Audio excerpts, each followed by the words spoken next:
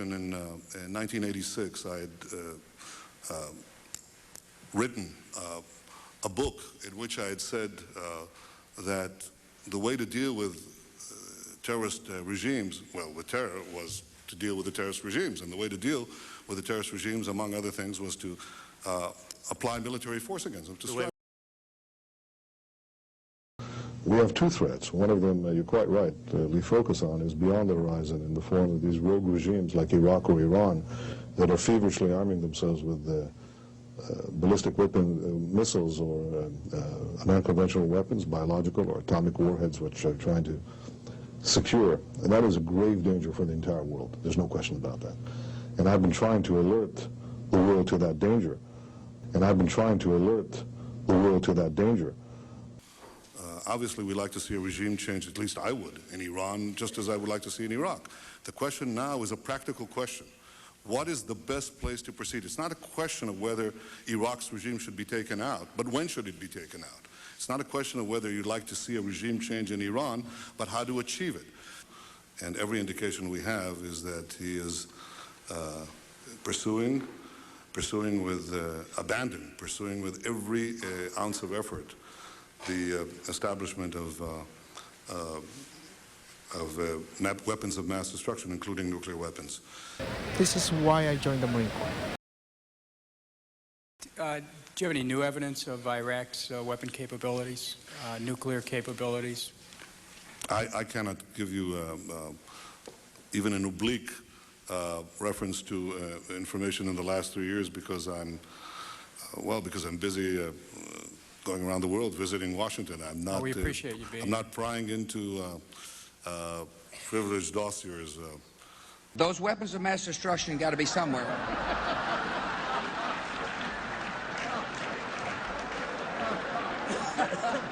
I was like, I gotta have died and things like this, and if God loved me so much, I just had things.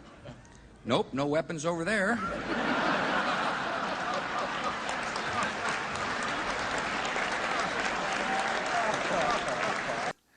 How callous.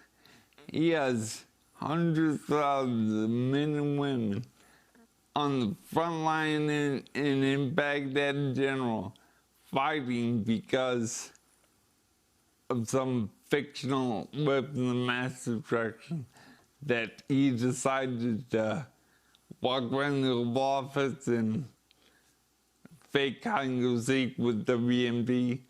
That was a shaming moment for me. If you take out Saddam's regime, I guarantee you that it will have enormous positive reverberations on the region. That's why we've been in the Middle East for 15 years and we haven't won anything. We've spent $5 trillion in the Middle East because of thinking like that.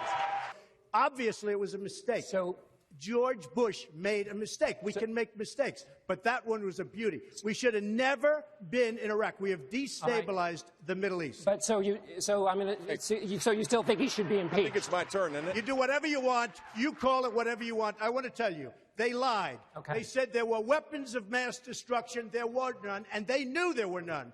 There were no weapons of mass destruction. All right. We're determined to prevent Iran from developing nuclear weapons. We leave all options on the table, and containment is definitely not an option.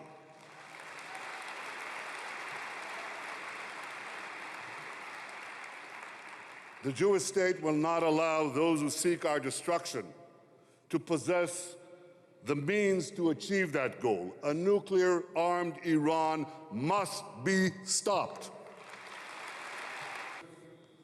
If it looks like a duck,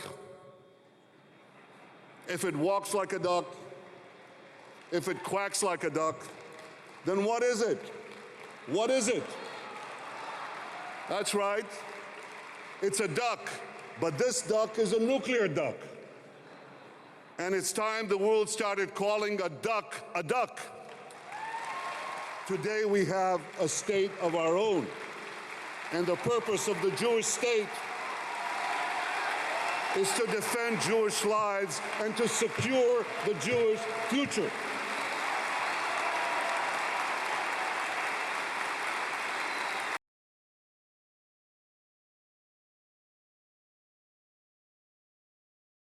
Iran will have an industrial-sized military nuclear capability ready to go and with zero provision for delay, no matter how bad Iran's behavior is. Terrible, terrible situation that we are all placed in, and especially Israel.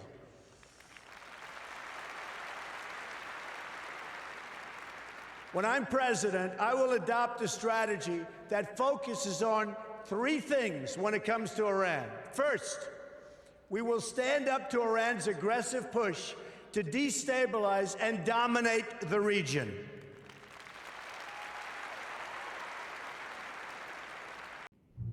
I love Israel. My administration will stand side by side with the Jewish people and Israel's leaders. Together, we will stand up to the enemies like Iran, bent on destroying Israel and her people.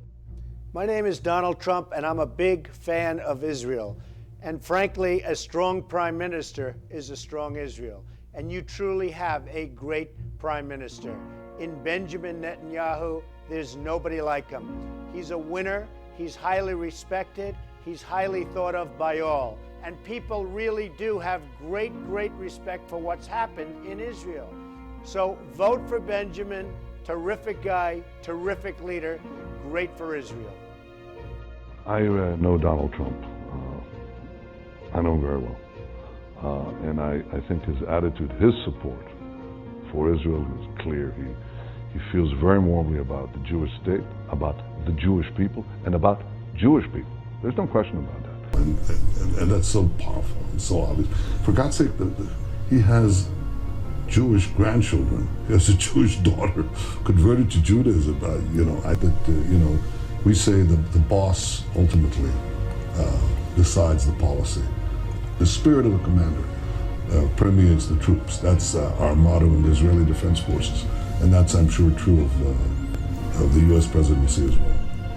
Donald Trump is going to war for Israel. For Israel. The most incredible things are happening. Never before has a president been so incredibly pro-Israel. God's light is shining on America right now, and it's because Christians stood up and they voted in those polling booths, and also because of Donald Trump's just absolutely incredible stance for Israel. As far as Iran goes, this is the single biggest state sponsor of terrorism in the world. It does no good to ignore it. It does no good to dismiss it. The Obama administration failed to respond adequately to Tehran's malign actions, including weapons transfers, support for terrorism, and other violations of international norms.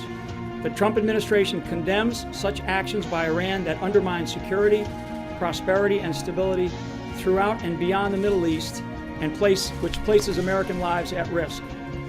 President Trump has severely criticized the various agreements reached between Iran, the Obama administration, as well as the United Nations, as being weak and ineffective. Instead of being thankful to the United States in these agreements, Iran is now feeling emboldened. As of today, we are officially putting Iran on notice. Thank you. We've become a third world country. So, the worst of all things has happened. We owe $20 trillion, and we're a mess. We haven't even started.